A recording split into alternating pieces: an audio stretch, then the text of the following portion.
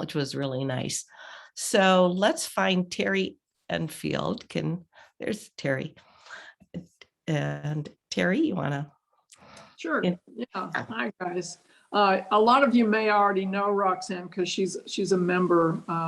We may not see her as well. We don't see anybody often anymore, but she is lucky to be able to spend her time between here and Santa Fe, which makes her harder to pin down. But that's wonderful that we have her. I was able to visit Roxanne recently in her studio, and I would like to say I know that she will tell you, but she has an open studio this weekend. And any work that we see, online is not nearly as beautiful as the work in person. So I hope some of you will be able to go and see her studio. But she's a wonderful multimedia artist, a painter. She does wonderful collage, very different from what we just saw, but wonderful color, and it's just delightful. I'm hoping that she's going to do a little retrospective and show us what she's been up to lately. So anyway, we're glad to have Roxanne here. All right, take it away, Roxanne. Thank you. Thank you. I will share my screen. And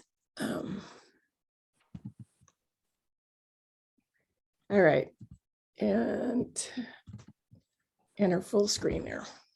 All right, does that work? Yes, that looks okay, great. Good. All right, well, thank you so much for inviting me to share my work and my process. I've titled this program to be coincidental. I work in series and in different medias, but they're either going at the same time or overlapping.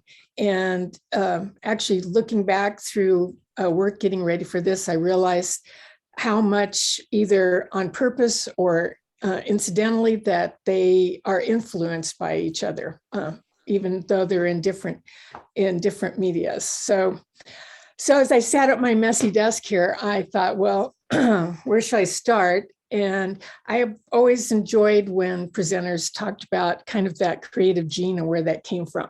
So I'm starting at the very beginning. This is my mom.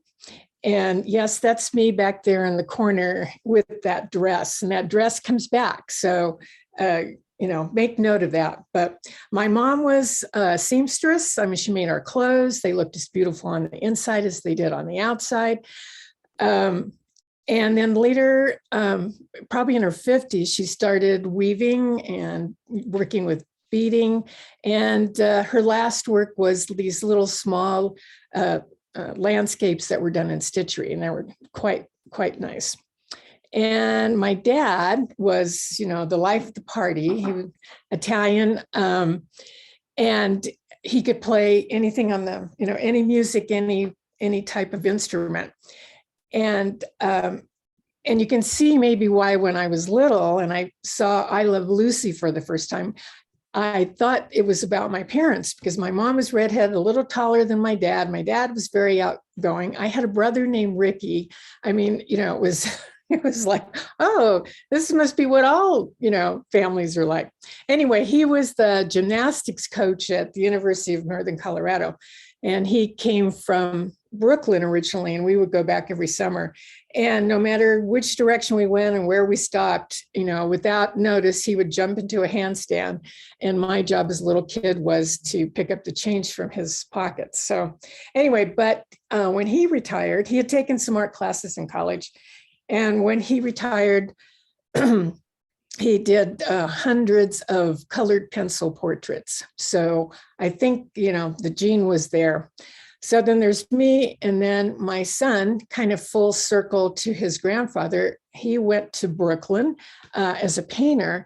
And then for just to do something different, he took a clay class. And now I think he'd probably consider himself a ceramist.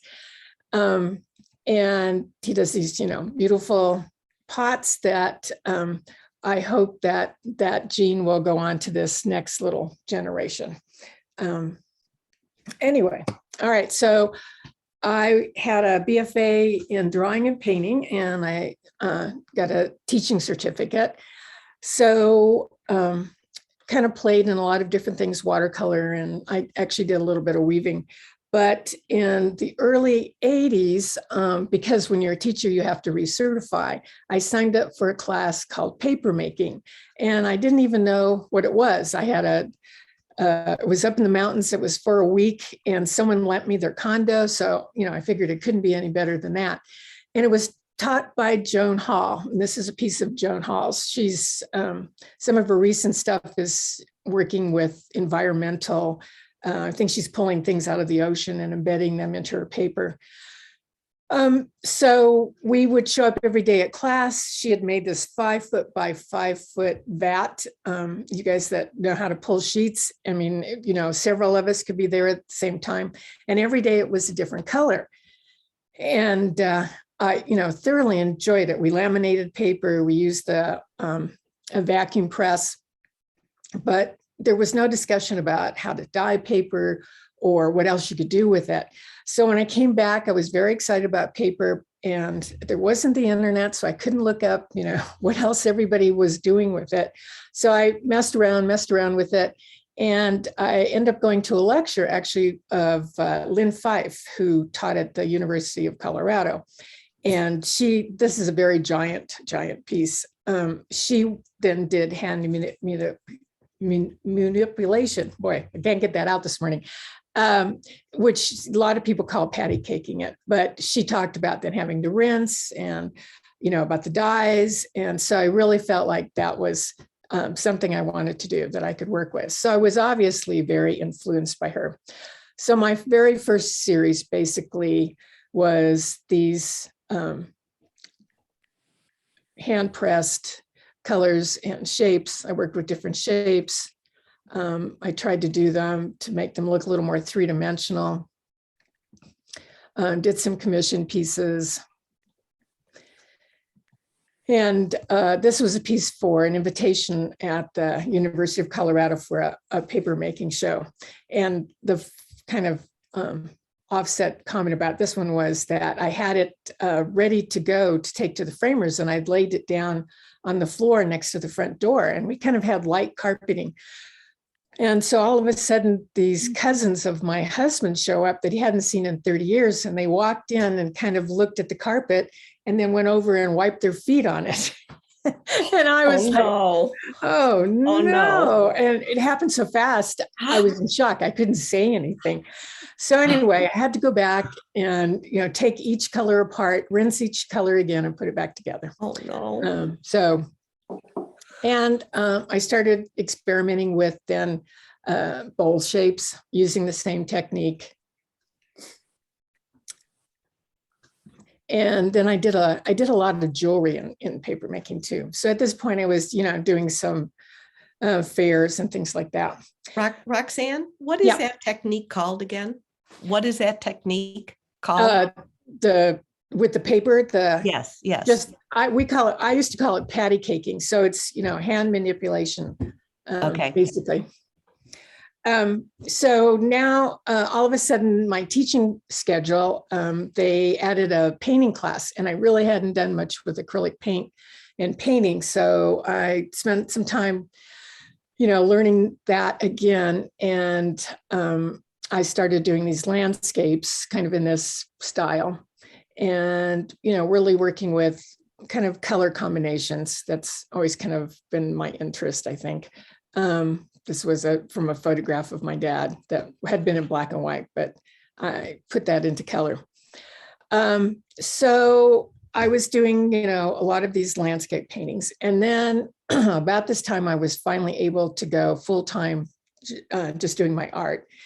And the one thing that happened with that was the fact that I kind of lost my facility. I had this great room, and I had space for me to do work, and I had a sink that I could rinse things out. Well, now I was in an old building with, 25 other artists, and the sink was in this closet that was, smelled and was disgusting. So I wasn't about to spend time in there. So my paper then, I decided to do just in one color. And my first series of these then was called The Everyday Goddess. And they have textures. I had a little kiln, so I was doing these figures, and the figures kind of came, that little small head from, we lived out in the country and doing, evening walks, and you'd get that long shadow. And so your head would be tiny and your legs would be long. And I could darken the different areas by adding just matte medium or gloss medium, whichever I wanted. And I was also doing some paper cast in plaster cast, which is what that little house with the, right there, the little house with the swirl and all in it. So, and then also these little black and white lines that are actually painted wood, they started showing up in my work. This was traveling goddess and dancing goddess and love goddess and wash day goddess. It was a clothesline that she was holding. So I did quite a few different sizes and shapes. This was a commission piece for someone whose parents were having their 60th wedding anniversary, and she wanted something to illustrate the whole family. So that's their parents up at the top. And then these are all the siblings.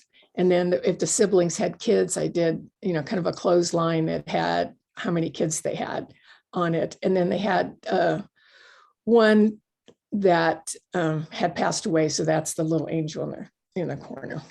So that was, and it turned out to be a pretty big piece, but that was kind of fun. And earlier, before I even started papermaking, I had been doing these fiber figures that had clay hands and feet. So I started kind of making the insert a little bit different or deeper and adding these dolls to them. So it was fun. I could, bead it and reverse dye it or whatever I wanted to do. A little more irregular shapes. Unknown caller.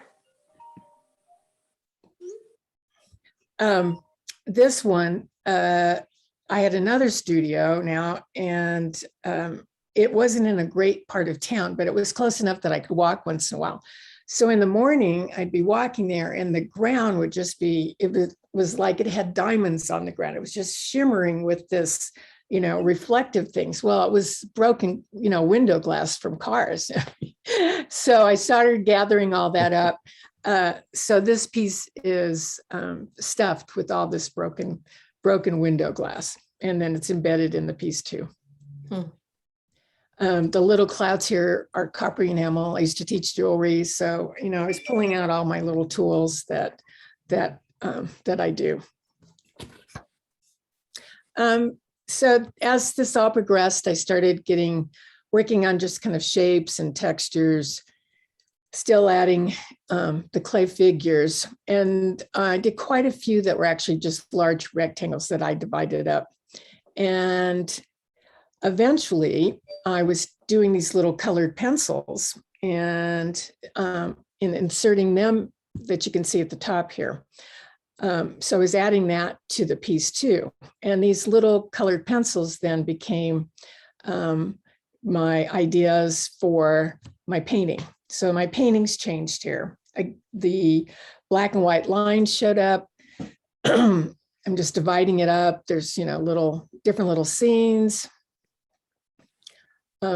So while I was still doing the paper, obviously, I was doing a lot of paintings.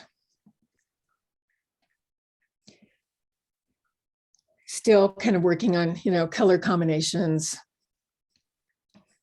And Jane Hamilton here in town had seen my work somehow online and invited me to come down and have a show with those. So then I'm still experimenting, and the paper pieces are getting bigger. These are 60 inches. And I became kind of obsessed with this shape. I wasn't thinking of them so much as a canoe, but there was something about the shape that I loved. So I did quite a few of these. These are actually commissioned for a dentist who was from the Philippines. So I did 3 of them for him. And they needed to have fish in them. So that was the ones for them. I flipped them sideways sometimes. I cut off the tops sometimes. And this was a super, I think this one was almost 70 inches. And then the bowls or the vessels started changing. They're in one color. I'm adding, the sticks to them, little pieces of clay, the embossing to them in the inside, and just working with all those textures. Again, just different shapes. And at this point, then I was kind of missing the paper having different colors. So I decided to start just casting them in white. And then I was doing, resist painting on them with dye. So I cast it in white, and anything I wanted to save white, I painted with just gel medium. And then I could paint on the next darkest dye, and then I would paint again and save that. So I really kind of got that batik look with it. And then I was able to have color, even though it would have to be in the same tone. But I was dividing them up kind of like obviously like my paintings were doing. The bowls, I started actually making them wall pieces instead. And I definitely went through then a series of just circles. And in the same technique. These are on aluminum, and they're 48 across.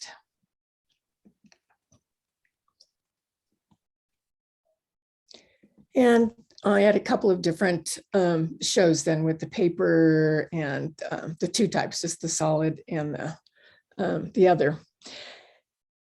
And at this point, when I was casting them just in white, every time I'd reveal how, the texture and everything when they were dry and I'd flip them over, I was just loving them just in white. So that's when I started just to do white. So I start off, my first ones are really big. These are 52 by 52. And I was just making them simple. And these are on linen.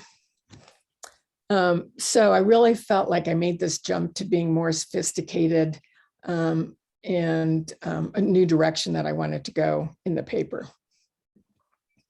This is at an architectural firm in Denver. So just playing with that, the texture, you could still get an image going, even though it was just texture. Someone sent me, when they installed it in their house. I always like seeing that. And the shapes of the vessels started to change too. And I was doing jewelry again. So casting little squares and then putting them into silver. And these were kind of fun ones for me because I cast the squares and then I sent them off to New York to my son. And at the time he was doing these giant drawings with these little tiny circles, and they look like just big mounds of yarn or something like that. So he would draw on them and then send them back to me, and then I put them into the silver to make the jewelry.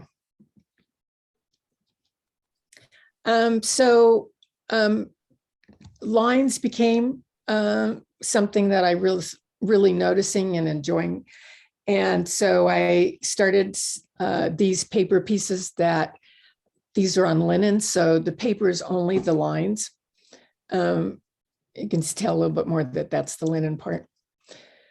So I did quite a few of just of line drawings. And at this point, then I had a show with basically black, white, and gray with the paper pieces of the new direction that I was going. So now I'm kind of feeling like those paintings are just way too busy and too much. And I wanted to try something different. And I'd had this idea for a dress in my head, but I didn't know what I wanted to do with it. And it was probably a good year before I kind of figured it out. I came across this Damien Hirst painting at the Contemporary Art Museum in Denver, and he had used this super shiny, obviously thick paint that he just dropped butterflies into. And for some reason that just struck me. Oh, I want to try to use this really thick paint and shiny. And so this was my very first attempt. So I painted this beautiful little dress and got the big thick paint, it's enamel, water-based enamel, and I started pouring it and realized I had absolutely no control over it. It was just going everywhere. So then, frustrated, I just started ripping at it. I actually ripped all the way down to the canvas. And so I thought, oh, this is a disaster. Put it aside, looked at it the next day and kind of went, there's something about this that I really like. So what I've been able to do then is I start by, painting a dress, getting the volume, getting ready to paint the flower on there. And sometimes I add lace paper to it. And then I seal it really well with gel medium. And then I pour the paint and it goes on the dress.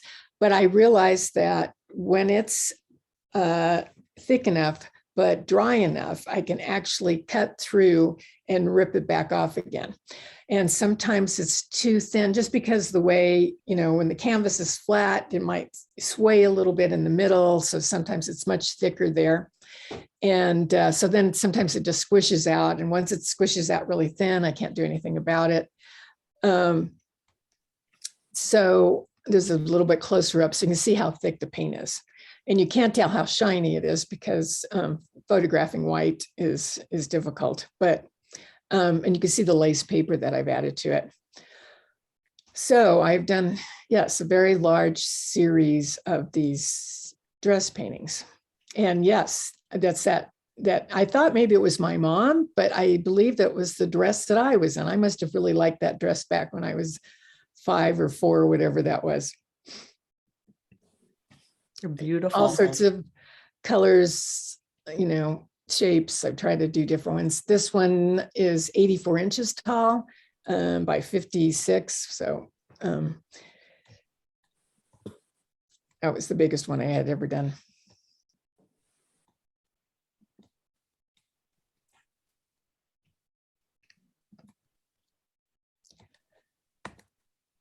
That's the latest one I've done. So I'm still doing this series, no matter what other things that I happen to be working on.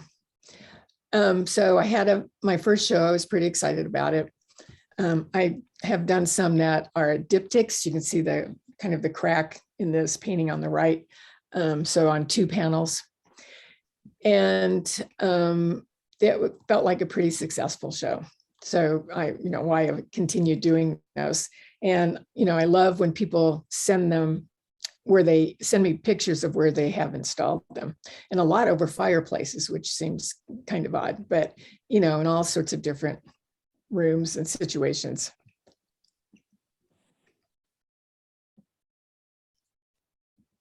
And this is that very large one in my house. I can't take it anywhere without getting a U-Haul. So I think it's going to stay there.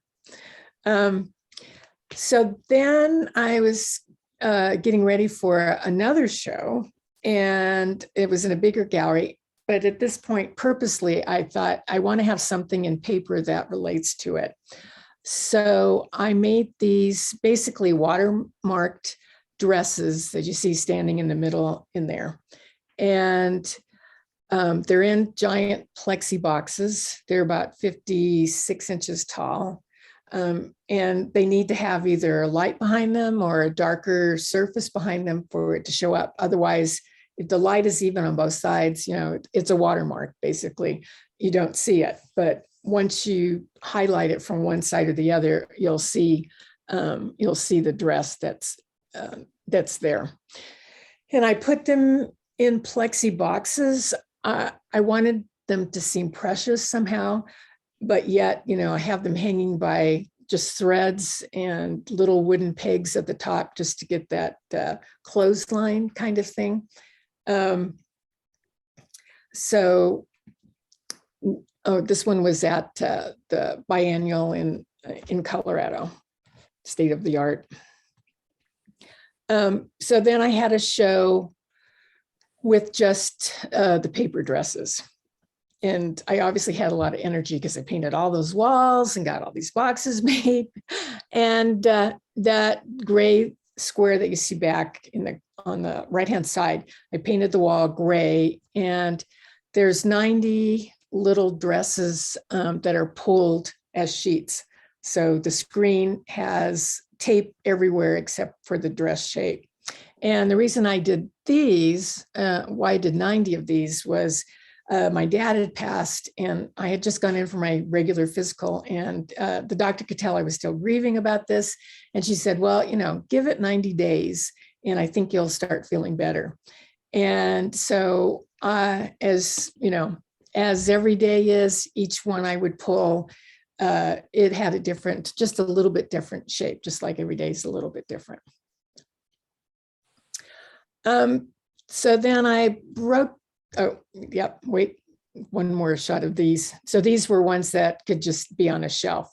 The other large ones are kind of a big commitment for anybody to have.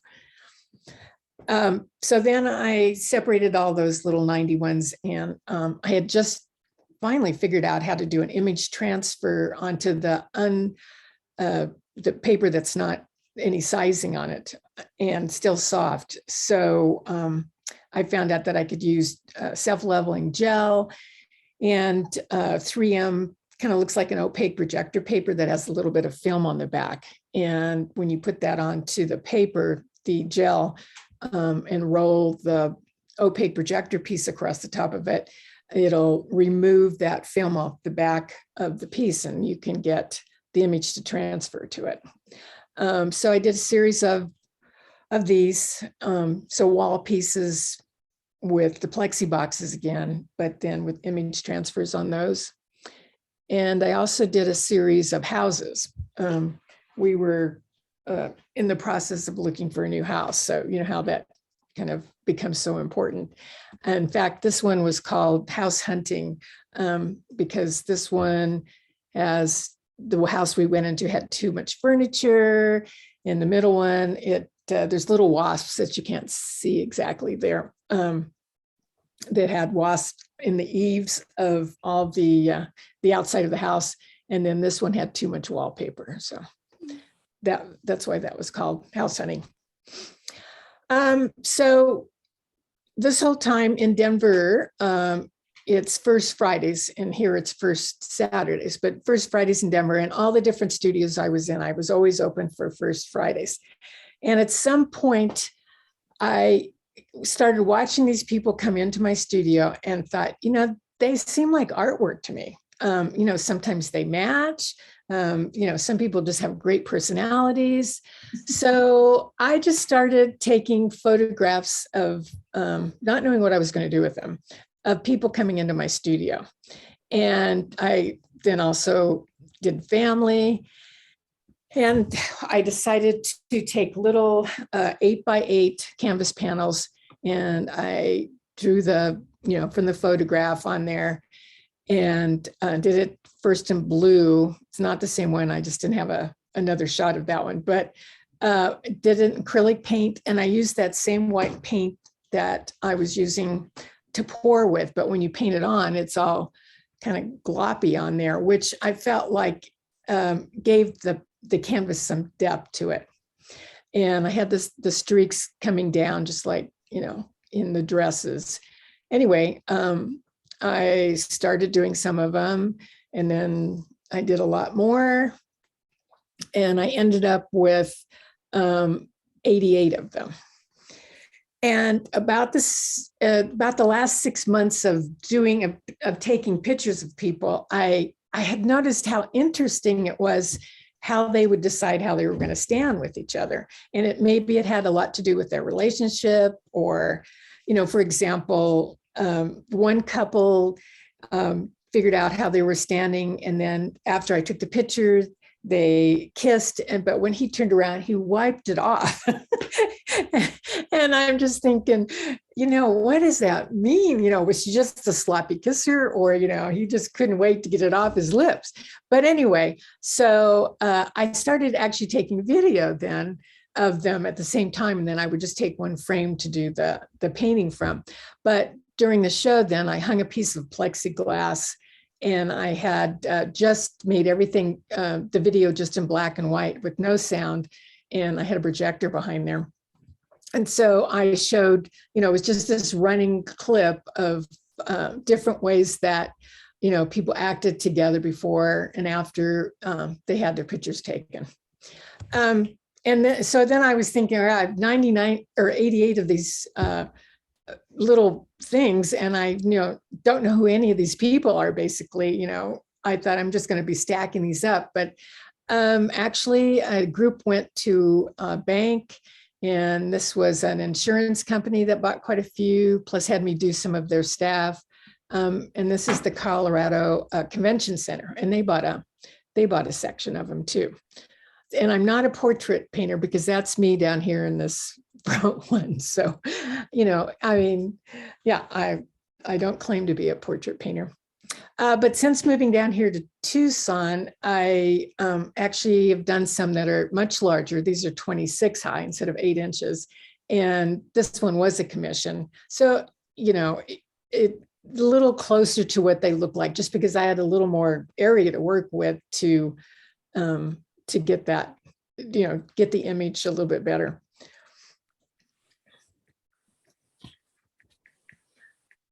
So I kind of jumped back to the lines then also with painting. This one was going on. So I'd been doing those paper lines, and I thought, how can I do lines with the paint? And so I used that same thick paint in different colors, and I painted onto plastic just the lines. And then once it was dry, I could pull it off, and then I glued it to acetate. And so each of these are layers of that acetate with the painted lines underneath them.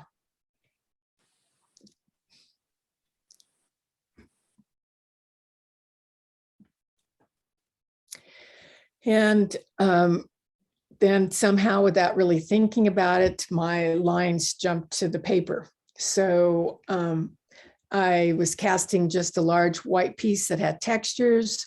I added some handmade papers to it. And then with the paper lines, and these are even little acoustic lines that I have hanging in the box. So it has some, again, 3-dimension, I feel like, to it. The play with shadows on it.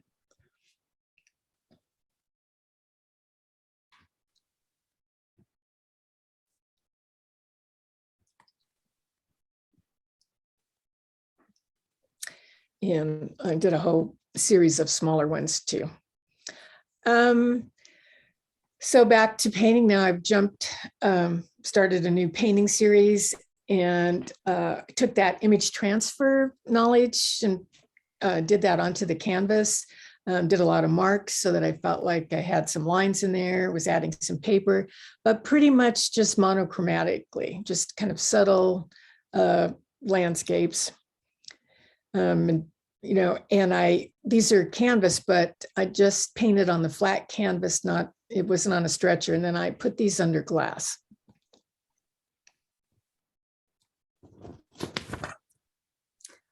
And about this time, just personal life kind of went crazy, and just felt like everything kind of exploded, and all I wanted to do was fall to the ground without any damage. So I decided to do this series of falling girls, which of course is falling me. And I found this material, some of you may already know about this, that when you machine stitch on it, and then you can wet it and it disappears. So that worked perfect for the paper. So I machine stitched these and then added them to the paper when it was wet. Did some, embossing on the paper. And they're just hanging from sticks, not in a plexi box or anything. what's bad about, again, you can't see the little snowflakes coming down here.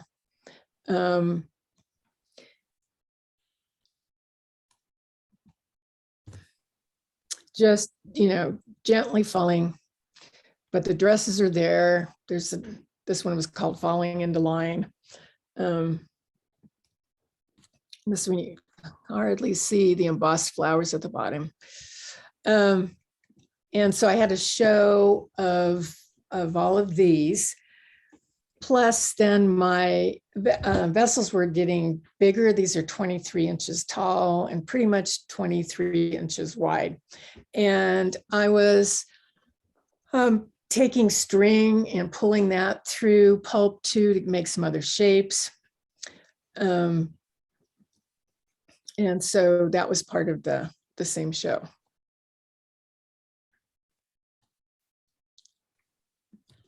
And so I decided to also take things out of boxes now. And these are just hanging from sticks that are, into the wall with the background with no other colors.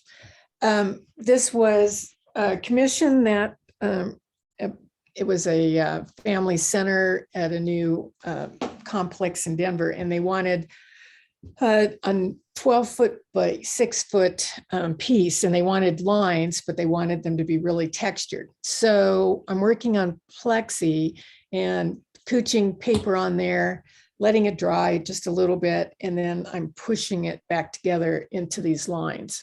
And so in this, I used Velcro to hook it to the wall.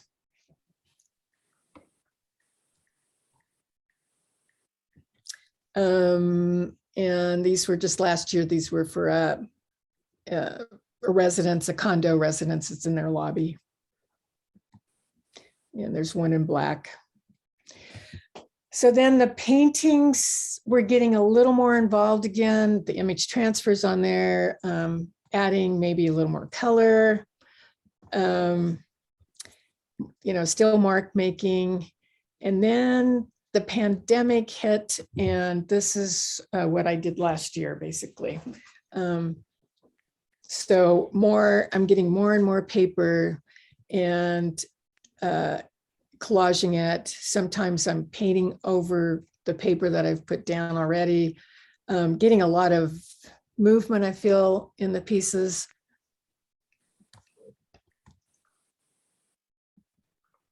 How big are those pieces, Roxanne? This one's 30 by 40. The beginning, going back here, these are 36 by 36.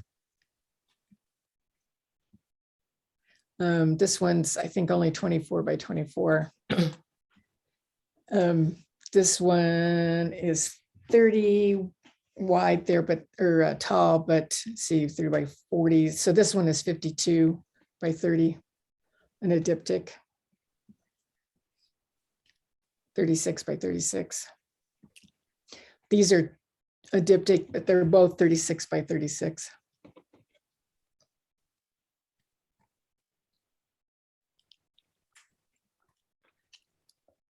Beautiful. Some 30 by 30s. And that's the last one. And I'm looking at the clock. I must have been I talked kind of fast. Wow.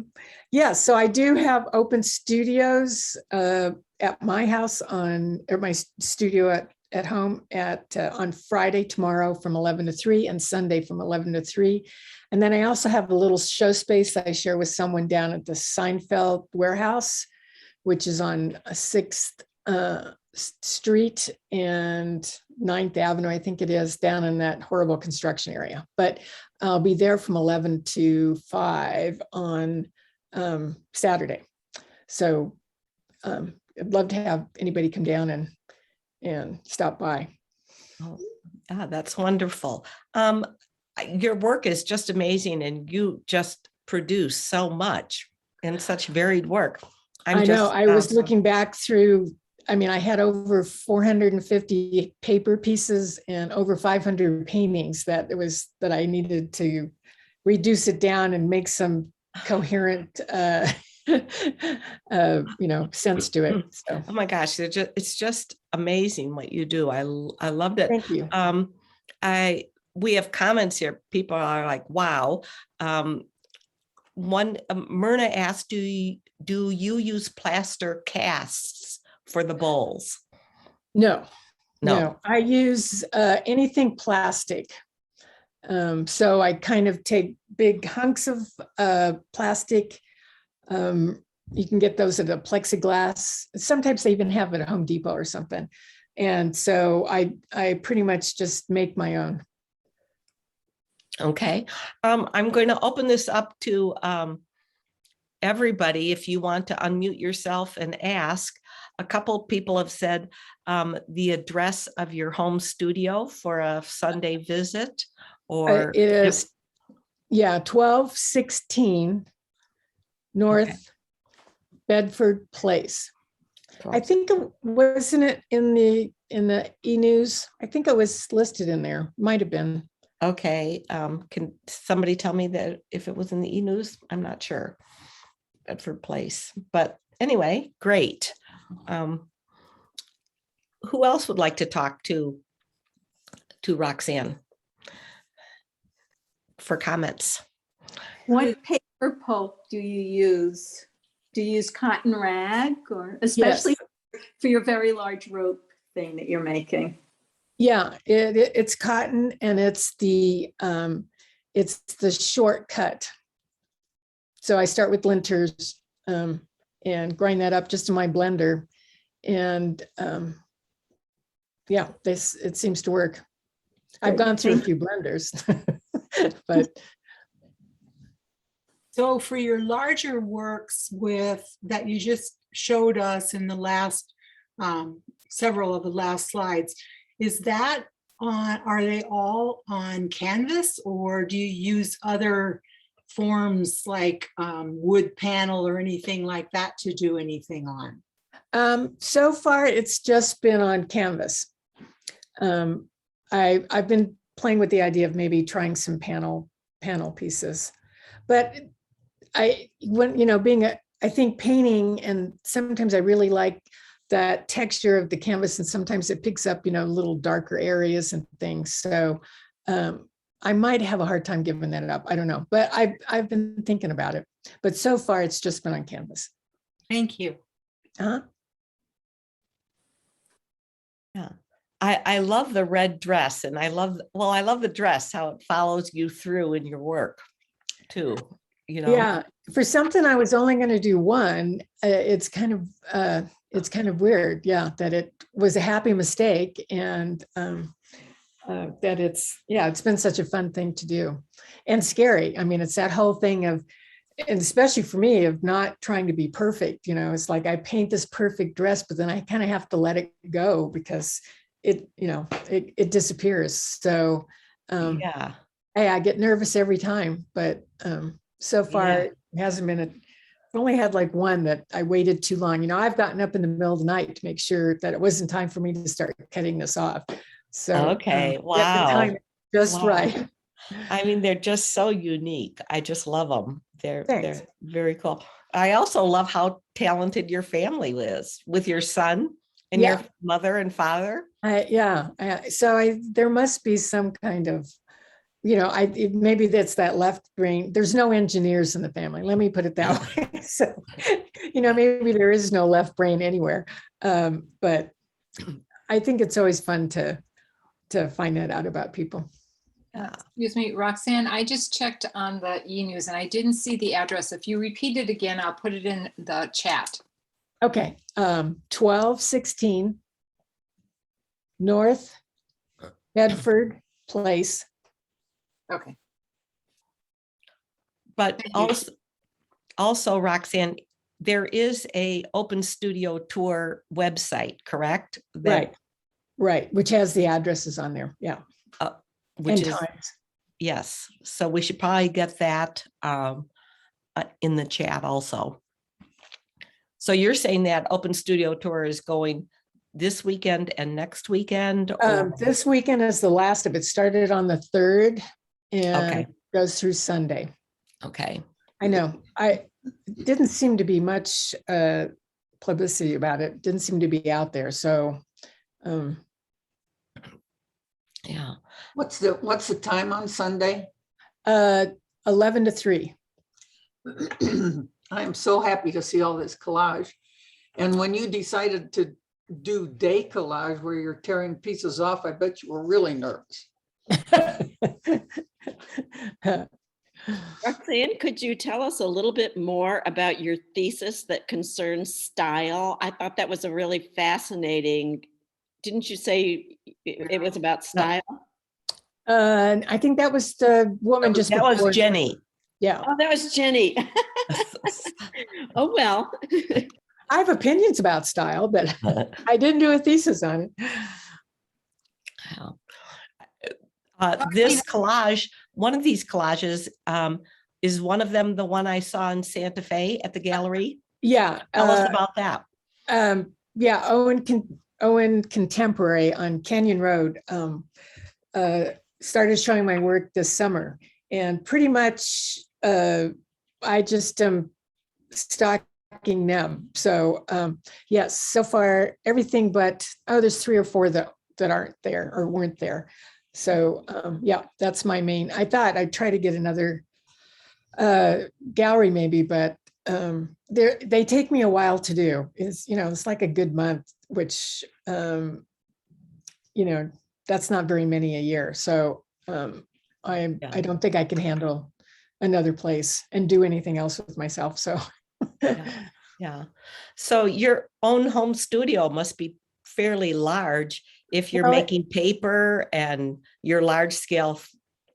Yeah, it's a 2-car garage that we finished it off then, and it has an outside entrance, so I'm not feeling like I can still feel like I'm going somewhere there. So it's what, 400 square feet, so it's pretty good size. So thinking of your little tiny dresses, did you just tear the edges of that paper, or how did you create the kind of jagged look to them? On the dresses? The little tiny ones that you had the 90 days. Oh, those were like I took a screen, just like you pull a sheet of paper. But instead of having the screen totally open, I taped off everything but the dress shape. So the screen only showed where the dress was. So then when I put it in the pulp and pull it out, only the dress remains. And so that's why each one is a little bit different. So it just has that deckled edge to it that you get when you pull a sheet of paper. Wow, very interesting. I love how you transform that too and put images on it later and made that. Yeah. Really nice.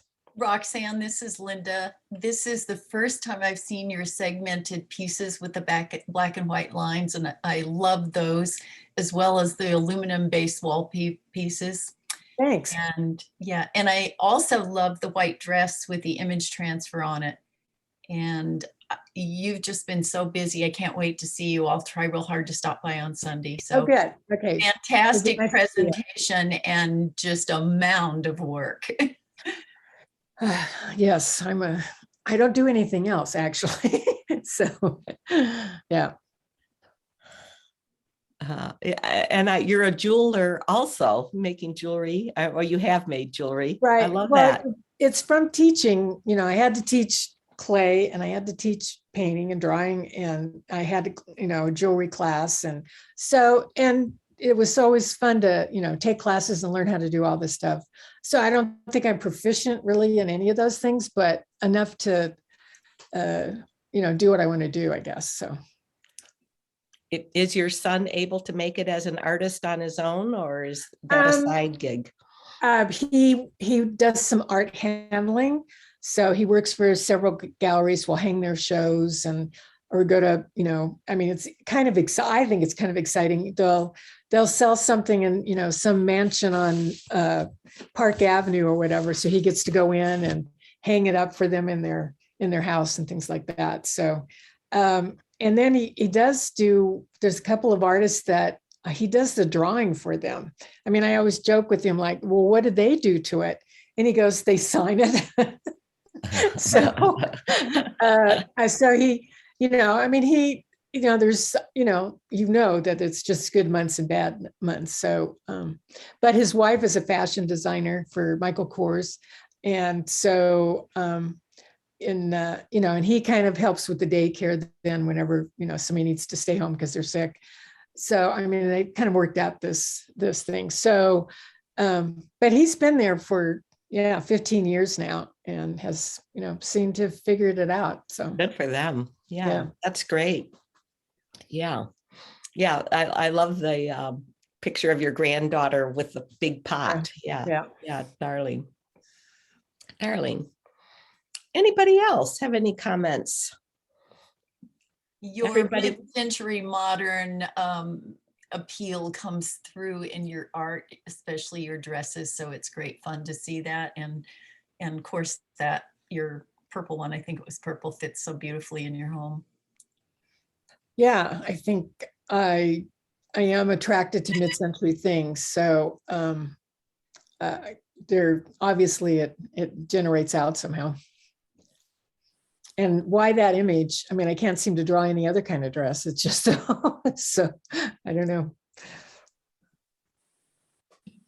Thank you. Great presentation, Roxanne. Thanks, Linda. Thank you, Roxanne.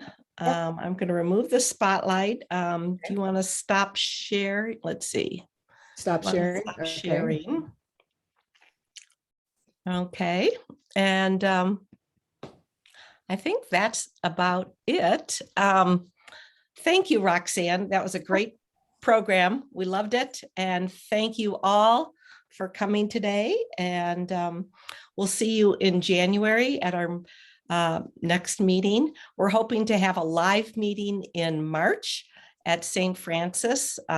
It'll be, our speaker, I think, will be Eva Marie Lugo, and it'll be a live meeting in March at St. Francis, but we'll also, we're going to attempt Zooming it also. So we've got to take that.